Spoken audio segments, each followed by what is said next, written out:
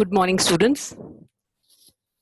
Last time for the unit test, we started off with the first chapter, and you had three week, uh, 3 pages information given. The first 3 pages was included for the first unit test. Today we will continue with that particular chapter. We have the notable scholars of Europe who contributed to the development of historiography. And we continue with the notable scholars. We have already completed René Descartes and Voltaire. The third important personality is George Wilhelm Friedrich Hegel. Heinrich Children was a German philosopher,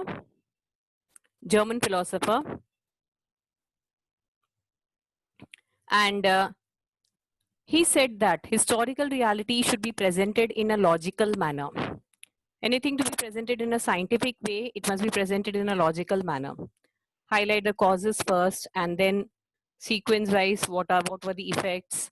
So everything must be presented in a logical manner. And one of the characteristic features of historiography or modern historiography is it is scientific, and therefore it must be presented in a logical manner. To him, the timeline of historical events was indicative of progress. History is nothing but the progress that has been achieved by man over a period of time. So you have a timeline indicating the different events that took place at different points of time. So timeline is very, very important. So timeline, according to Hegel, indicates progress. He also thought that presentation of history is bound to change over time as new evidence would come forth. When a particular historian writes about history, he may write about a particular event considering the evidence which is available to him at that time. But over a period of time, if some other historian or some new evidence comes to the limelight, kuch aur mila jankari, so what will happen? The presentation of history will change over a period of time when new evidence would come forth. Many scholars were convinced of Hegel's philosophy, and they felt that historical methods were not of lesser quality, though they differed from scientific method. History is a social science, and when it comes to other natural sciences, you can put forth universal laws, but you can do experiments, and the conclusions that you arrive at, observations and conclusions that you arrive at, will be same irrespective of the time period, given all the conditions are similar.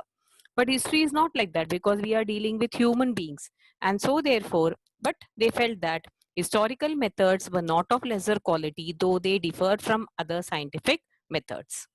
His ideas have been collected and published in a book called Encyclopedia of Philosophical Sciences, and another one book called Reason in History. Okay. Now, Hegel is very important because he gave a very, very important theory called as a theory of dialectics. According to Hegel, grasping or understanding the meaning of any event happens in terms of two direct opposites. Human mind cannot understand the true nature of that event without understanding the opposites. For example, true or false, good, bad, etc. Let me give you an example, children. If you have never had an ice cream when you were a child, just because your parents feared that you would develop a cold or cough or whatever it is. So what will happen is you have never tasted what is an ice cream. So you will not know what is the joy of eating an ice cream. You have had foodstuffs or food which is hot, steaming hot or warm. But if you have never had an ice cream, you will never understand the difference between what is having hot food and what is having something cold like an ice cream or a faluda. So something which is true and something which is false, both should be understood.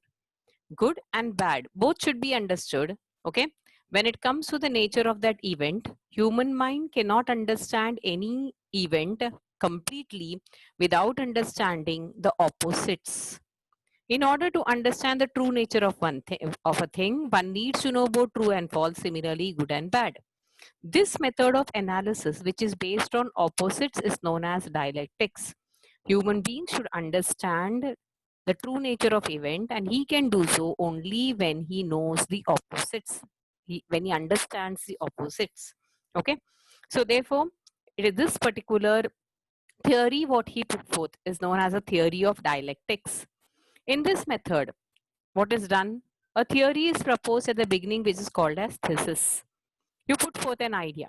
Then you search for a opposite idea, idea which is exactly opposite to that. That is called as antithesis, opposite. First, you put forth a theory. Then you put forth another theory which is completely opposite of that, contrary to that idea. That's called antithesis. And after a thorough logical discussion of both, that is the thesis and the antithesis, a new idea is arrived at, or a new thesis is arrived at, which is called as synthesis. So here you have a question, children. Write a short note on dialectics. Hegel, William Friedrich Hegel, put forth the theory of dialectics. He felt that in order to understand any event, in order to understand the true nature of any event, human mind must understand the opposites. And therefore, he proposed a method of analysis which is based on opposites and which is called, and it is called as dialectics. In this particular method, a theory is proposed at the beginning, which is called thesis.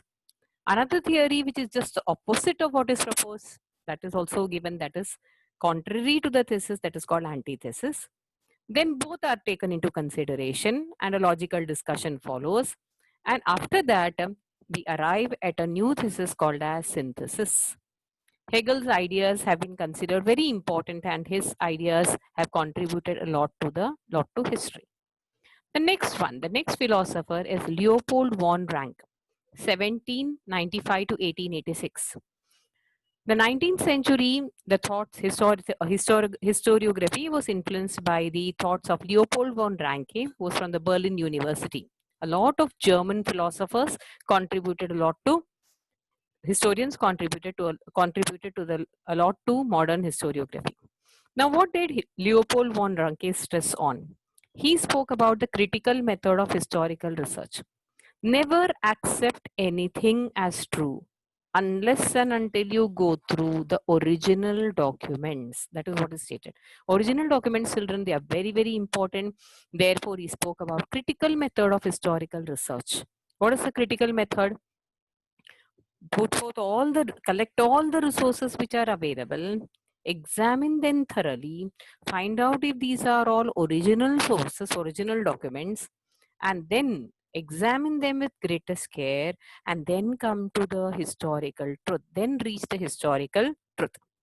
He criticized the imaginative narration of history. History is a story of the past events, children. And nobody from the past is actually present in order to tell us how events exactly happened. We find it out from the various sources which we gather, written sources, material sources, oral sources. Therefore, he was strongly against any kind of imaginative narration of history. History is trying to present facts. History is trying to present the story of man as it happened in the past. And therefore, he said that one must not, no historian must imagine and narrate history, because history is scientific. Logical sequence has to be followed. Critical examination of sources must be done, and we must try to reach the historical truth. And while a particular historian is examining the sources of history, he must make sure that the documents which are available are genuine, they are original documents, so that we don't go wrong anyway. Okay. Hegel also said the same thing. And Hegel was of the opinion that when new sources are added, then definitely when the new evidence is added, the presentation of history will also undergo a change. Collection of Leopold von Ranke's articles are published in 2 books, namely Theory and Practice of History and Secret of World History. So we have completed 2 important notable scholars. First one in this session, first one is William Friedrich Hegel, and second one Leopold von Ranke. Okay. And their ideas have contributed a lot to the development of modern historiography. Let us come to the next one, that is Karl Marx, 1818 to 1883. In the latter half of the 19th century, a new school of thought arose, keeping in mind the new thesis formulated by Karl Marx. Karl Marx gave a very, very different idea, and his idea has been accepted worldwide. Okay, what did he say? History is not about abstract ideas. History is not just about ideas which you cannot see, touch. No, it's not. It is not about abstract ideas. It is about living people. It's about you're writing about people. And what is most important when it comes to human beings? Relationships are very important. And how are these relationships shaped? They are shaped by the fundamental needs of people and the ownership as well as the nature of prevalent means of production to meet those needs. He basically felt that human beings all relationships that human beings indulge in, they are all influenced by the basic needs of people. Human beings, the first thing for survival is we if we have to survive, we have to satisfy the needs, right? And in order to satisfy the needs, what do we need? We need means of production. Means of production is land is required, labor is required. To produce something, we need four means of production. What are these four means of production, children? Land, labor, money or capital, and finally, someone to organize or bring together everything and start off with the means of production. In order to satisfy the fundamental needs of people, right from a safety pin to a computer, to a car. Everything has to be produced, and someone has to be the owner of all the means of production. Production takes place, okay, and human fundamental needs of human beings are satisfied. Now, who exactly has got the ownership of means of production? Who owns the land, labor? Who brings them together? A person who has money to invest, he brings them together. And how is this particular, that is who become the capitalist? In history of studied during industrial revolution, the society was divided. After the industrial revolution, society got divided into the haves and have nots, and capitalists and the working class. The capitalists are those people who belong to to a strata of society where this particular class of people have money, extra money, surplus money is there, and they invest it, okay. But there is another section of the population where the human beings don't have, that particular section of people don't have money. They want to earn money, so therefore they start working in the factories that have been started by these capitalists. And therefore he says that availability of this particular means of production is different to different set of society. It's not equal. All don't have money. Some are rich, some are poor. This inequality causes a division of the society into classes, leading to class struggle. Always in every society there are two classes, rich and the poor, okay. So according to Karl Marx, history is nothing but a history of class struggle. A class that owns the means of production economically exploits the rest of the classes. Okay, the so-called rich people, whether they have been zamindars, landlords, all those who have had land and property, and those they appoint people to work under them, okay, and therefore they exploit them. Always there is in the society there has been a struggle between the rich and the so-called poor people, okay. So therefore he gives a theory that history is nothing but all historical events right from the beginning are influenced by this class struggle, the struggle between the rich and the poor. The king had the means of production in his hands. He was the owner of all the resources in the kingdom. The zamindars also had land. Labor was appointed by them. They invested the money. They undertook the production process. They appointed the labor class. And this labor class constituted the second group of the society who were the have nots, who didn't have enough money. But history is evident to the fact that the have-nots or the so-called poor people, the so-called the group which did not, who were not the owners of the means of production, were always exploited by the so-called rich people. So history, he says, is a history of class struggle. Okay, and his ideas has been penned by him in a book, in a treatise called Das Kapital, and it is written by him. It's most referred to book all over the world.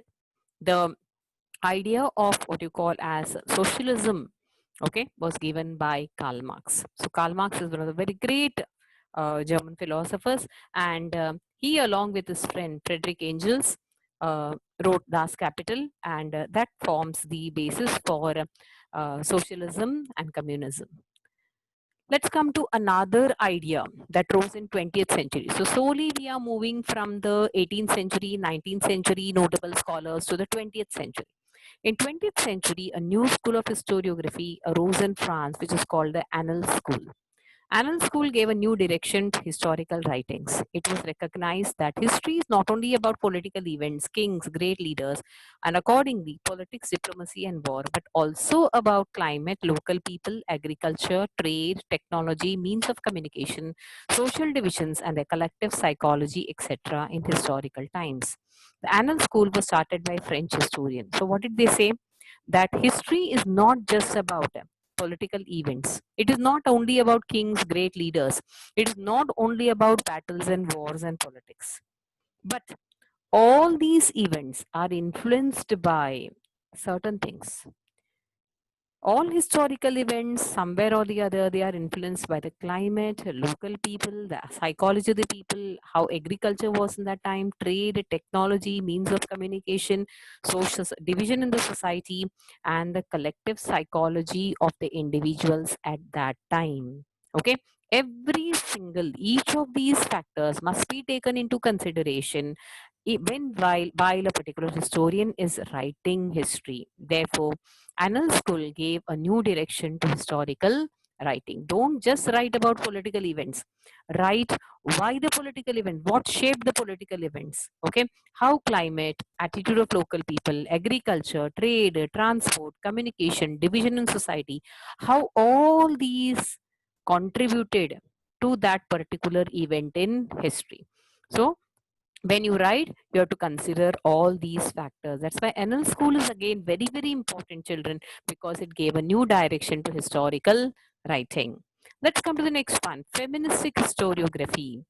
Okay, this again was again a very, very important, significant development.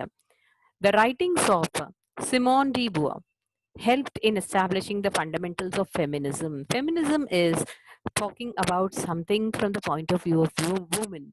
Okay, now, when you talk about historical writings, earlier it was all male dominated perspective of history. Historians were all males. Their thinking was in a certain way. They never thought about a contribution of women to the society. They felt that everything was like everything in the society was happening according to, okay, because the male members were working. Many of the rulers were also male members. Okay, working class mainly comprised of the uh, of males, and so therefore history was also written from the perspective of from the male dominated perspective.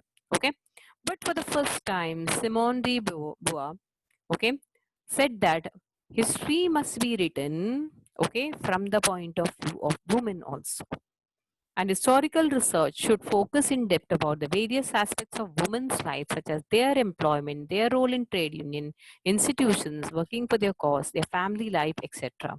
So, therefore, write history from a feministic point of view, restructuring history from the perspective of women. Okay, so how the various historical events slowly led to the development of women in the society, how they got employment, why did they leave their homes and come out in search of employment, what was their role in trade union, how they got political rights. Okay, okay, how their family life influenced historical events of a particular time period. And in historical writings after 1990, women were portrayed as an independent social class. They comprise an important class in the society, because now women have started in the 19th century, women started working. Okay, many of them held important posts. They form a large section of the population. They also got political rights. So therefore, historical writings after 1990 were portrayed, were women played away. The history was written from the point of view of women, and women were portrayed or depicted or shown as an independent social class. Let's come to the last person here, Michel Foucault, 1926 to 1984, a French historian. So, children, in this particular lesson, we have learned about four German historians and about three um, French historians. Okay, so France and Germany. From France and Germany, these historians contributed a lot to the writing of modern historiography. Michel Foucault brought forth a new concept in historiography. Annal School brought a new idea. Uh, Karl Marx gave in a new idea. Similarly, Michel Foucault also brought about a new idea or a new concept in historiography. In his book Archaeology of Knowledge, he argued that the prevailing practice of arranging historical events in chronological order is not right. History is not just putting all the events in a right order. And this event happened first, and this event happened after that. This is the cause, this is the effect. Okay, just merely arranging. History is not just about arranging. Chronology is very important in history, children. Without a timeline, you can't mention which event happened at what point of time. Chronological events or chronological order, putting events in a proper timeline is very important. But that is not, history is not merely that. That's what he's stressing on. Prevailing practice of arranging historical events in a chronological order is not right. He drew attention to the fact that archaeology does not strive to reach the ultimate historical truth, but archaeology does not strive to reach the ultimate historical truth, but attempts to explain the transitions in the past. Along with just mentioning, it is not sufficient just to mention that these were the changes. It is very important to mention why these changes took place and how these changes took place. And that's why he says that historical truth should ultimately aim at explaining the various transitions in the past. How mankind slowly changed from agricultural activities to more of industrialization. In industrialization, what were the different, how did man progress a lot? Okay, so historical events, putting historical events in chronological order is important, no doubt about it. But then historical truth, when you have to reach the historical truth, we have to explain how the changes took place. Okay, detailed explanation of the transitions that have taken place or changes that have taken place in the social order, in economy, in agriculture, in industry. Okay, everything must be explained in detail. Foucault felt that explaining the transitions in history is very important. He called his method archaeology of knowledge. When you go back to the ancient remains and try to find out, get more information, that is called archaeology. Archaeology is the science of ancient remains. And what we do in history is nothing but going back to the past, and whatever is remaining from that, we are trying to restructure history or restructure the events as it happened in the past. And while we are doing so, he said, merely arranging the events in a right order according to timeline and according to the proper sequence, that is not reaching the ultimate truth. In order to reach the ultimate truth, we must make an attempt to explain why changes took place in the past, how changes took place, and why changes took place in the past.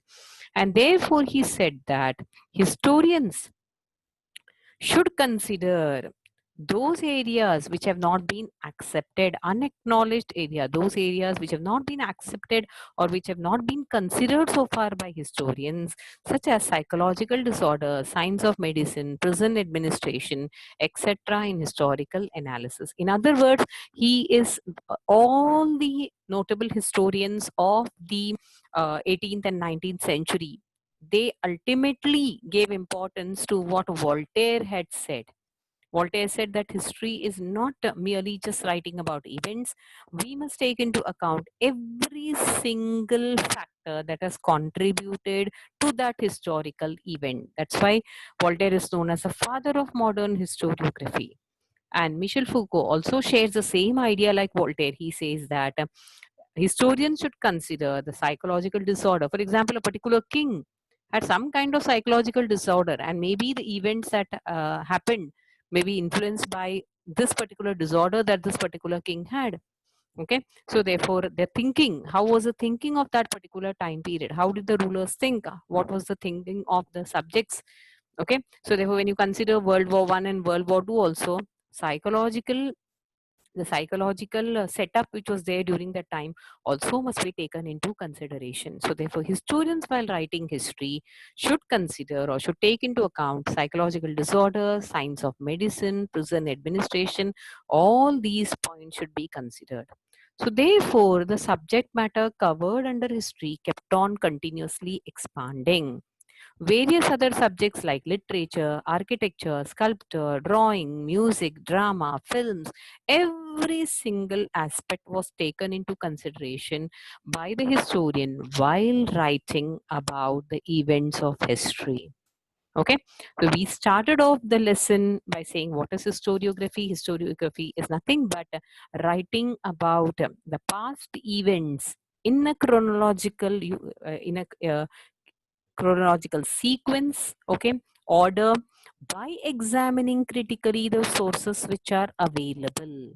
Okay, and modern historiography treats history more like a science, okay, where there is importance given to reasoning, logical understanding, okay, and reliable evidence is taken into consideration. We don't consider anything divine. Okay, we're not concerned about anything divine or anything that goes by imagination, but every single thing which is written down in history is based on proof. And historiography is nothing but a journey of man, a journey of man's progress. That is one of the characteristic. It shows the graph of man's progress right from the past till the present days. And so, therefore, these notable scholars of Europe contributed a lot to the development of historiography. That's why the name of the chapter is Development of Historiography in the West. And we started off with the first historian, Rene Descartes. Rene Descartes gave his ideas in his book, and how he said that history. Rene Descartes expressed his ideas in discourse on the method, and he said that verifying the historical documents and critically examining is very, very important. Never to accept anything for true till all grounds of doubt are excluded. So he made historical writing more scientific. Voltaire added on to the idea, and he said that along with while a historian is writing about events in the past, he must take into account, okay, he must reach the objective truth by considering everything: social traditions, trade, economy, agriculture. Everything was very important while writing historiography. George William Friedrich Hegel, another German philosopher, again said that the presentation of history will change over a period of time when new evidence will come forth. And he presented his ideas in Encyclopedia of Philosophical Sciences and his book Reason in History. Hegel gave the idea of dialectics, and he said that while writing about history, okay, the method of analysis which is based on opposites is very, very important, and therefore you propose a theory called as thesis. Then you take into consideration another idea which is just the opposite of it, that is called antithesis. After a thorough discussion, okay, after a logical thorough discussion of both the thesis and the antithesis, a new thesis is arrived at, and which is called as synthesis. The next important person was Leopold von Ranke, again from Berlin University. He said that original documents must be um, thoroughly examined and a historical truth must be arrived at. Okay, he criticized the imaginative narration of history, and his ideas are published in Theory and Practice of History and The Secret of World History. Next, Karl Marx, a very important, again a German philosopher, put forth the idea that society is divided into two classes, and history is nothing but a struggle, history of class struggle, struggle between the so-called haves and have-nots, struggle between the capitalists and the working class. And historical events have always been influenced by this particular struggle to own the means of production, resources. When a king wants more land, laborers, or he wants the economy of a particular region, a particular economically important region, he wants to bring it under his control. He attacks that region and wants to bring it, attacks it, and he expands, try to expand his kingdom. Okay, so everywhere history is nothing but a history of class struggle, and his ideas has been put forth in the book Das Kapital.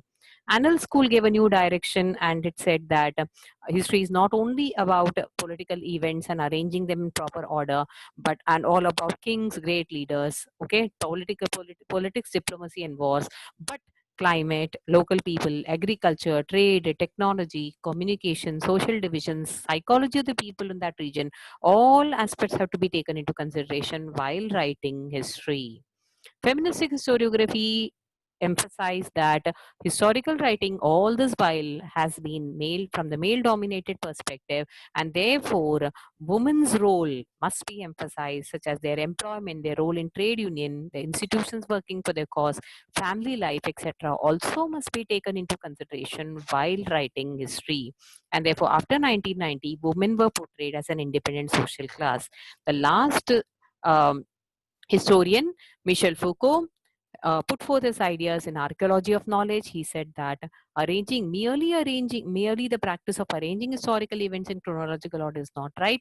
He said that ultimate truth, we have to reach the ultimate truth and try to make an attempt to explain the various events by giving importance to how these transitions or changes took place in the past. And he has given all his ideas in his book called Archaeology of Knowledge. His method is called Archaeology of Knowledge. And therefore, Michel Foucault uh, thought that historians must include psychological disorders, science of medicine, prison administration, historical analysis, okay, and every single other subject must be included while writing history. So, children, one particular historian has actually defined history as a home where all other subjects dwell or live. When you talk about history, you have history of science, history of physics, history of biology, history of cinema, history of radio, history of television. Every single aspect, okay, has got a history, has got a past. And when you write about the past, it is nothing but history. And so, therefore, the scope of historiography is continuously expanding. Many more such new concepts will come into being while writing historiography. We come to the end of this chapter, children, and I'll be sending you the notes for the first chapter. Use the workbook and write down the answers in the workbook, okay. And I hope everybody has completed mass media and the first chapter of political science. I'll also be sending a Google form related to the chapter first. Revise the chapter, start learning, because once you start completing, and if you thoroughly revise, it will be very useful for you for the semester. Thank you, children. Have a good day.